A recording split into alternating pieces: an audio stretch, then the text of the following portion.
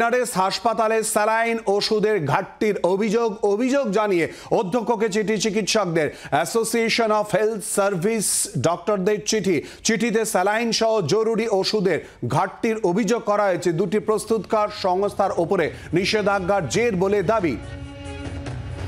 জানবো এ নিয়ে আরো বিস্তারিতভাবে কথা বলে সঙ্গে রয়েছে আমাদের প্রতিনিধি অর্কদীপ্ত মুখোপাধ্যায়। অর্কদীপ্ত, চিঠিতে ঠিক কি উল্লেখ এবং এ ব্যাপারে আর কোন কোন বিষয় সামনে নিয়ে আসা হচ্ছে? দেখো, রিঙ্গল ল্যাকটেট সহ 5টি স্যালাইন এবং ওষুধের নাম করা হয়েছে এই চিঠিতে ডক্টর অ্যাসোসিয়েশনের তরফ থেকে, এবং যে চিঠি তারা জমা দিয়েছে এনআরএস এর অধ্যক্ষকে। এবং বিষয়টা হচ্ছে যে পশ্চিমবঙ্গ ফার্মাসিউটিক্যাল এবং তারপরে ফার্মাইনটেক্স দুটি কোম্পানি কালো তালিকাভুক্ত হওয়ার পর এই ওষুধ এবং স্যালাইন যেগুলো অত্যন্ত জরুরি রোগী পরিষেবার ক্ষেত্রে সেগুলোর সরবরাহে ঘাটতি রয়েছে, এমনটাই বলা হয়েছে এই চিঠিতে।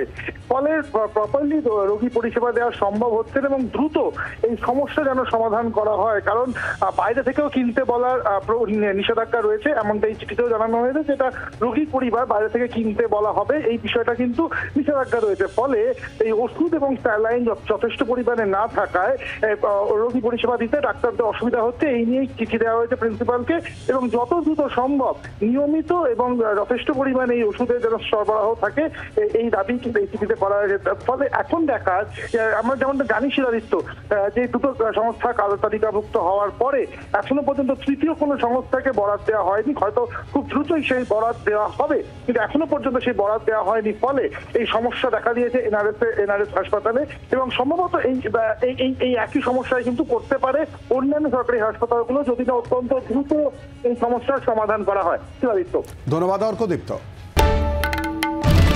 বাংলার আওয়াজ, বাঙালির আবেগ, জি 24 ঘন্টা।